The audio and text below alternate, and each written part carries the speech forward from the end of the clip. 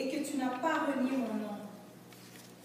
Donc Dieu récompense notre fidélité dans son service. Dieu récompense notre fidélité de cœur lorsque nous le servons.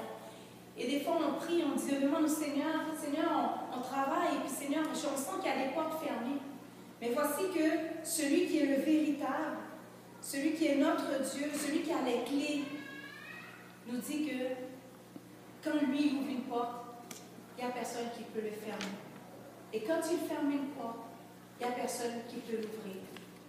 Et lorsque on prie, on demande au Seigneur, Seigneur, on est soit un blocage au niveau de l'emploi, soit qu'il y a un blocage au niveau des études, soit qu'il y a des blocages dans des niveaux santé ou quoi que ce soit, mais celui qui a les clés et qui se souvient de nous, qui se souvient de notre cœur, qui se souvient de l'amour qu'on a pour lui, celui qui a les clés est capable d'ouvrir les portes qui nous semblent fermées. Alors cet après-midi, je veux vraiment qu'on dispose notre cœur. Ici, ça parlait de nos œuvres. Et qu'on a gardé la parole. On a gardé la parole de Dieu. Dieu honore ceux qui sont fidèles.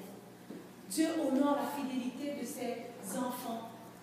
Alors nous pouvons nous approcher de lui lorsque on sent qu'il y a des blocages dans nos vies.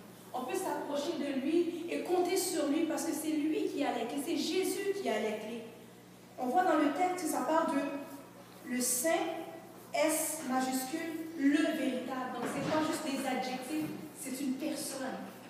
Et la personne que ce texte parle, c'est Jésus. C'est Jésus qui a les clés. Alors aujourd'hui, nous allons nous tourner vers celui qui a les clés, qui peut nous aider à ouvrir les portes dans nos vies personnelles, dans notre avancement personnel avec Dieu, dans notre relation avec Dieu. Nous allons se souvenir que c'est lui qui a les clés et c'est lui qui peut les ouvrir.